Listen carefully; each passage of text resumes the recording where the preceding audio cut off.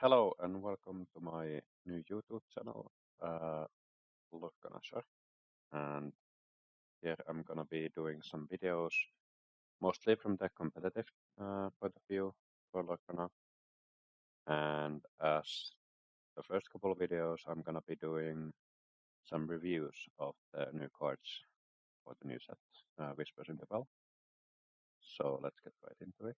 I'm gonna be doing this by color, and all the cards haven't been revealed yet, so I'm gonna be doing the ones that have been revealed so far, and then I'm gonna be doing new videos when new cards get released or like shown off. So let's get right into it. So first off, let's start with Amber. So here we have some of the new cards for Amber. So let's go through them pretty fast not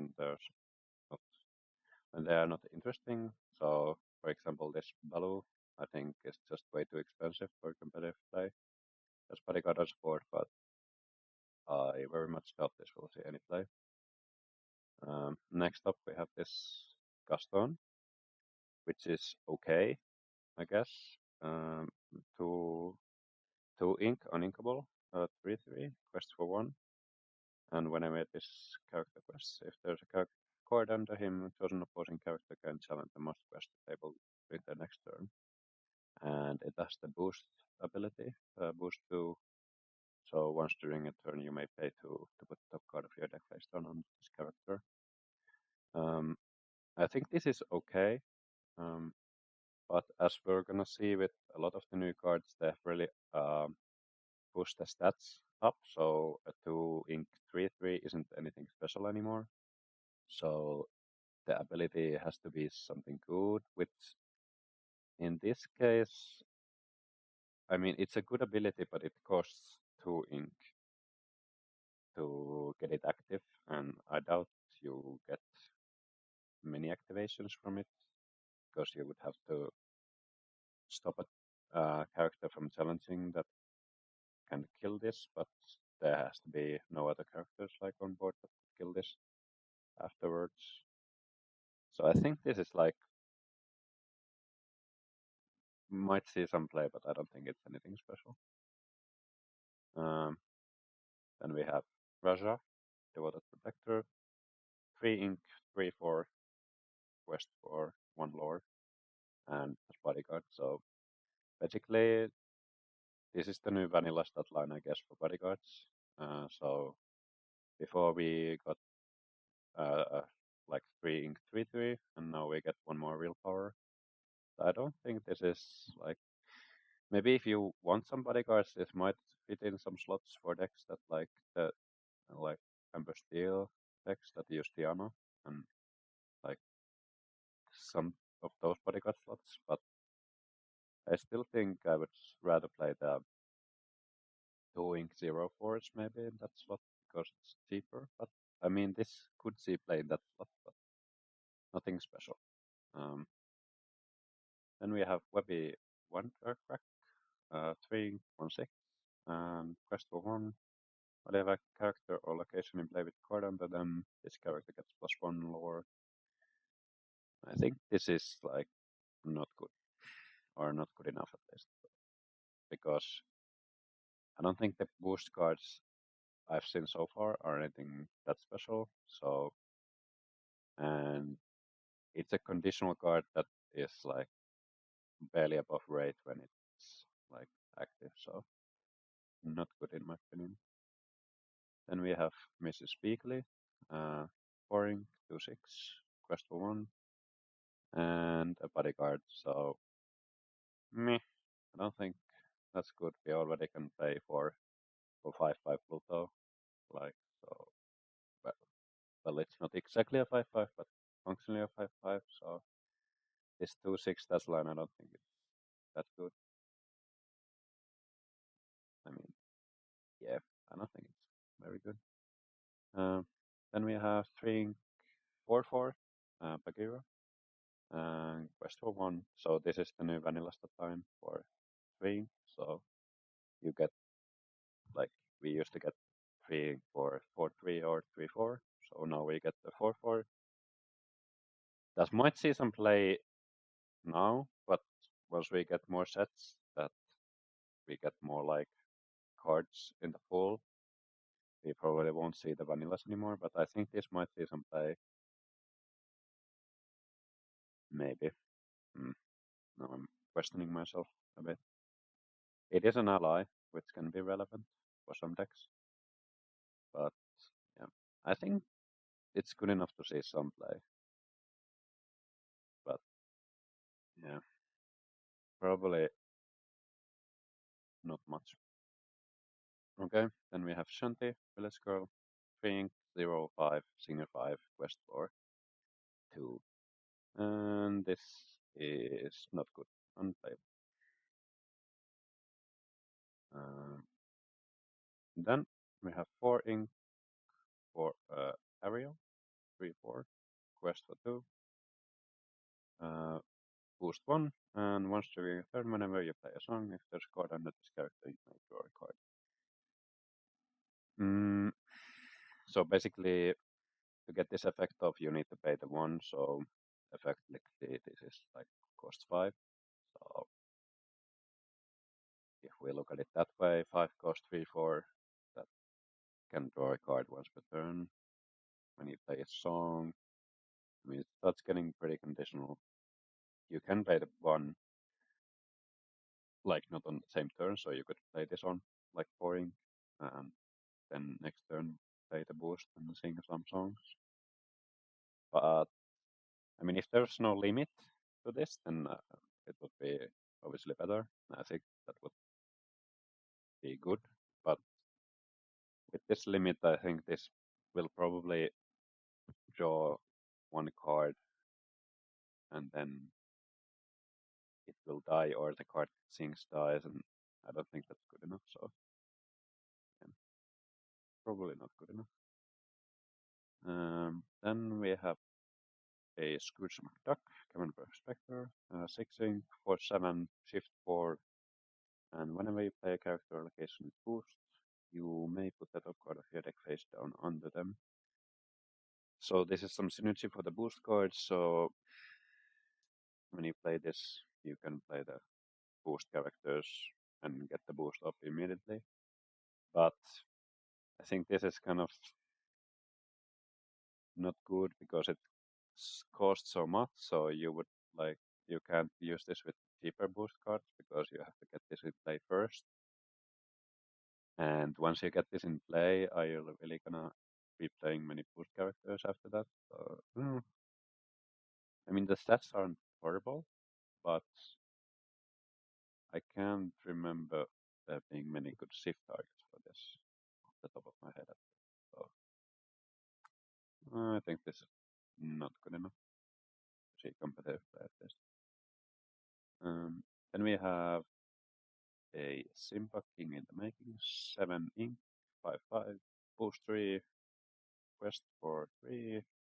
Whenever you put a card under this character, you may reveal the top card of the deck.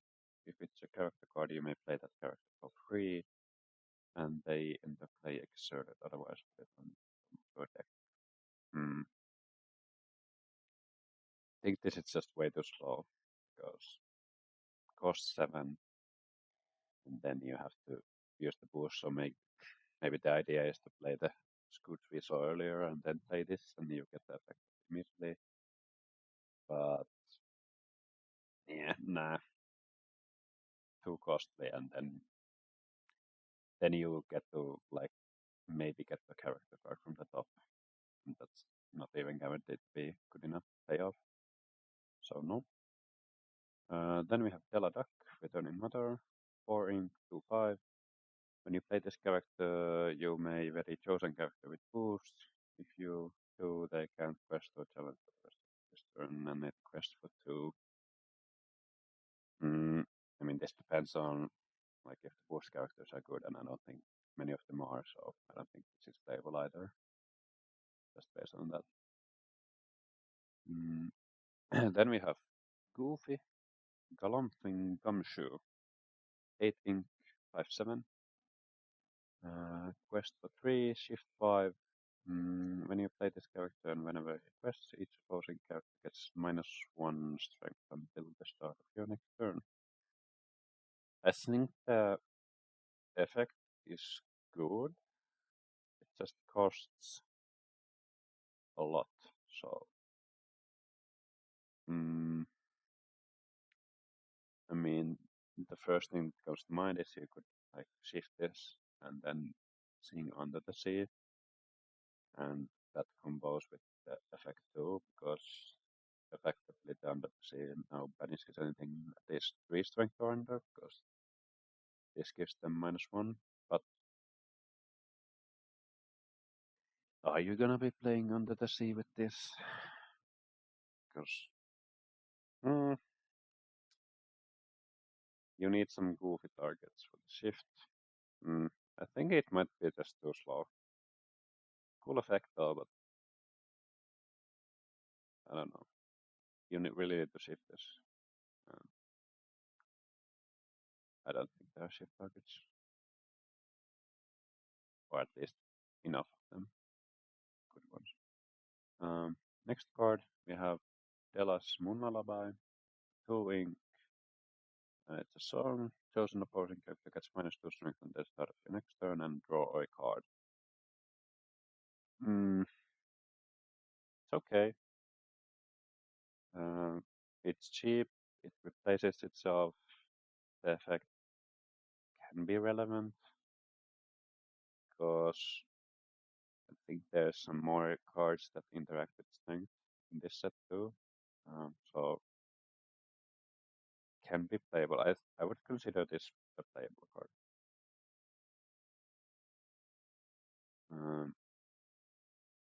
Then we have a recovered page. It's an item, cost 2 ink. When you play this item, look at the top 4 cards of your deck. You may reveal a character card and put it into your hand. Put the rest on the bottom of your deck in any order. And second ability, Whisper Power. Pay 1 ink. Finish this item. Put the top card of your deck face down under one of your character's allocations with Blue. Okay. I don't really care about the second ability that much because a lot of the boost cards haven't been amazingly good in my opinion, and you still pay 1 for that ability. So how good is looking at the top 4 and taking character card? Well, it's already a song, so it's Be Our Guest, but it's an item. So it's a bit worse because items can't be sung, but it's a bit better because there's something, well, can be better if you have some item synergy, but it's probably not that good because I mean the thing that comes to mind is like this is an item that replaces itself, so maybe you could recycle this with tomato, but it's not quite popsicle because it costs 1 more, so that's a big deal. So it's double the cost. So yeah, yeah, I don't think that's good enough. Let's go to the next card. Webby's Diary. 3 ink.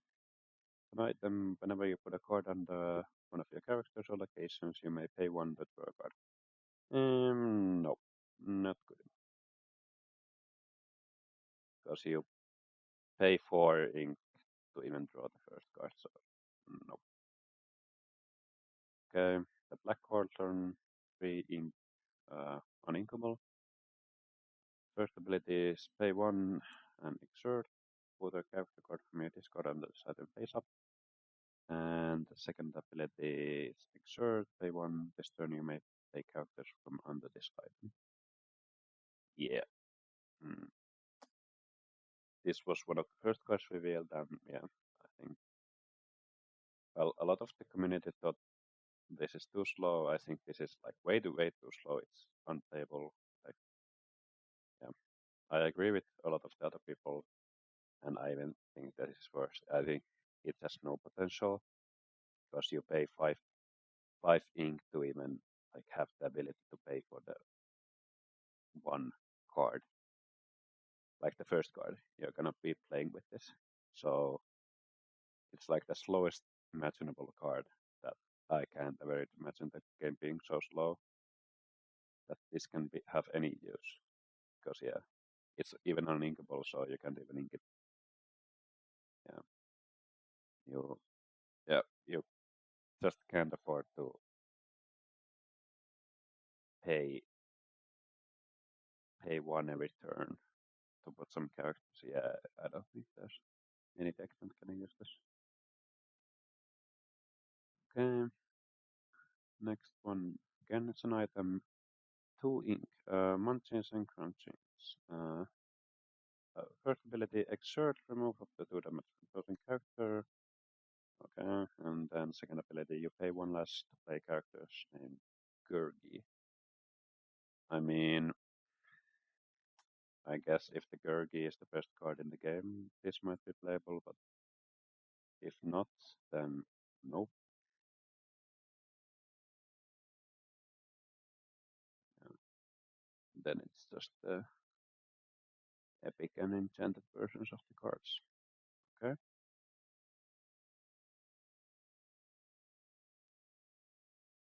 Let me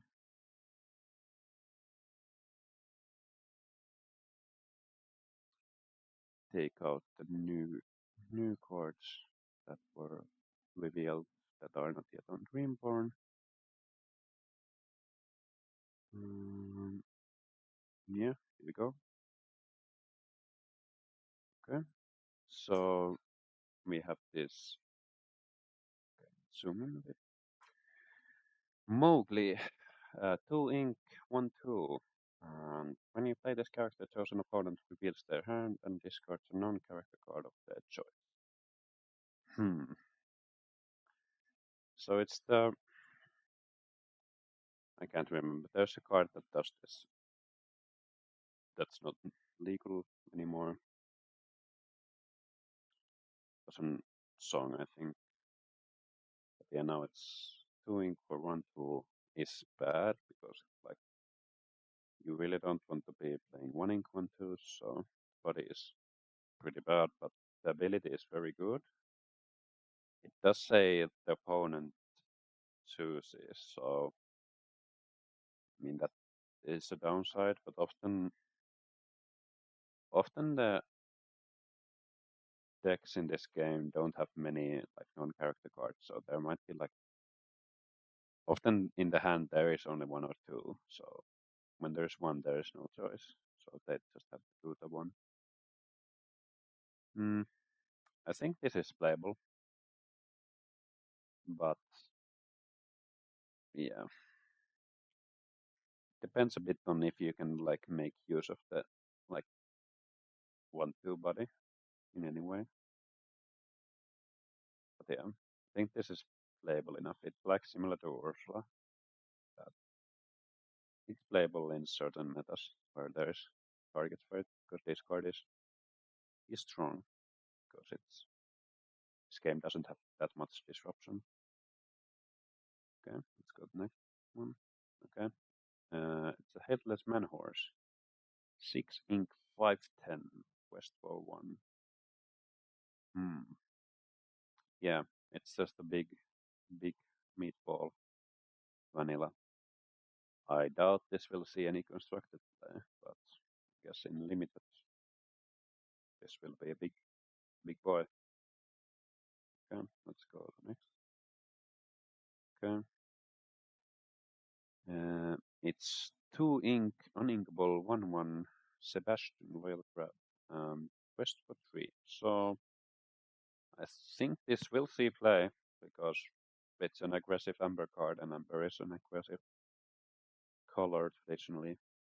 So this will definitely see some play, because that's don't really matter when it quests for 3. But it is another uninkable, so Amber still will have to make some choices on what uninkables it will want to use. But I think this will find its way into some list.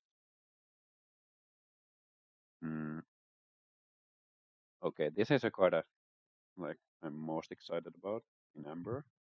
At least when I saw this, it made me excited. So it's a Mickey Mouse Amber Champion, 4 ink, 2/5, quest for 1. First ability, your other Amber characters get +2 willpower. And the second ability, while you have 2 or more other Amber characters in play, this character gains Singer 8. So the first ability is really the like more relevant one, although the Singer 8 can be good too. I think both are like good, but yeah, buffing your other Amber cards by 2 health is very strong. And yeah, it fits into a lot of aggressive strategies, like when you curve out like 1 cost, 2 cost, like something, and then 3 cost you play Tiana, and then 4 cost you could play this, and then quest out, and your Tiana will have 6 health and is active ability, so I don't think there's any character that could remove the Tiana in that case. So, and all the other cards are safe too, so they would have to have hard removal. So this is really a card that locks out the game and lets you quest what couple turns and just like win before the opponent can do anything. So yeah, I think this is like one of the best cards of the set because it has like I can see the clear purpose of this card and it just fits into any aggressive Amber deck as the like curve stopper. And the Singer 8 also is like relevant because you could see this in Amber Emerald, for example, and just by having this in play, this alone can threaten to sing Under the Sea anytime because it only needs 2 other Amber characters in play, and Amber Emerald has most of the deck is Amber cards because a lot of the like dogs are Amber Emerald, like double colored cards, so they count as Amber cards too. So I think this has a lot of potential in that deck too. And yeah, really strong card. Then we have Eilonwy. Not sure if I'm pronouncing that right, probably not. 1 ink, 2/1, and quest for 1, and has support. So, and it's an ally and princess. Princess is relevant. So it's just Basil, but in Amber, and it's a princess. I think this will see play because of the princess tag and the support ability is relevant on a 1 cost body like this because um, I mean it's not like I don't think it's gonna be anything game breaking, but uh, a lot of the decks don't have like enough 1 cost, like good 1 cost cards to put in. So this is a nice card to put in because the Amber cards, the Amber decks that are aggressive often play like the Tiana lines with the Aurora that makes princesses cheaper. So having just more like even good enough princesses is like very good because you could potentially be playing this was 0 and you have the Aurora in the play. And then next card we have Dagobert Duck. 3 ink 4/3, quest for 1. And then the ability reads when you play this character, chosen boosted character gets +1 lore ability skill. And yeah, nope. I don't think that's good because I don't think the boosted characters are very good, and +1 lore only is like this is kind of like the chip we already had before. I don't remember what set it was, but it's a 3/3 that gives +1 lore to anything when it comes into play. And this only has like 1 strength more, and it's a conditional, like it only gives the +1 lore to a boosted character. So it's really like not very conditional. And the chip didn't even see much play. I don't think it saw any play or barely any play last set, so very bad card in my opinion. This. And then the last Amber card we have so far, or if there's more, I've missed them. So maybe if I missed something, you could point them out in the comments. But yeah, we have Rapunzel. It's 2 ink. I'm not sure if it's uninkable or not because this was translated. I'm gonna assume it's not.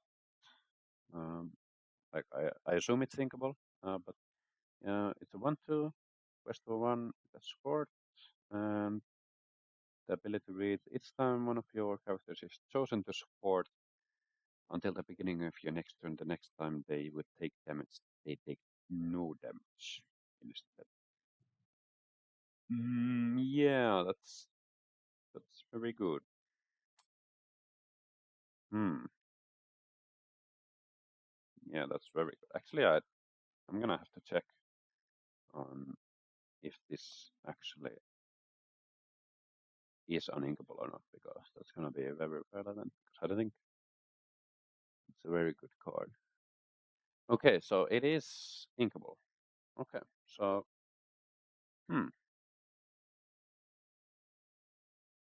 yeah, I think this is very good card also because it's a princess, so fits into the Amber Steel decks at least. Because those decks really want to add more princesses in the deck that are just good cards, so they get more value from Rajah. So, and this is a very good card. So I imagine the play line would be to play this on 2, and then on 3 you could play a bodyguard and then support that maybe. So the bodyguard. I mean, I think you still want to play the Tiana line first, but then you could support the bodyguard, and then it would be basically impossible to kill the bodyguard. Or you can also support like the Tiana if you just yeah play this on 2, play Tiana on 3, then next turn quest out and support the Tiana, and the Tiana protects everything else, and the Tiana has the I guess one-time bubble of like not taking damage. Yeah, I think this is a good card. Okay, so that's all the Amber cards so far. I think I'm gonna be cutting these up, so like gonna be doing maybe Ruby next. So see you in the next.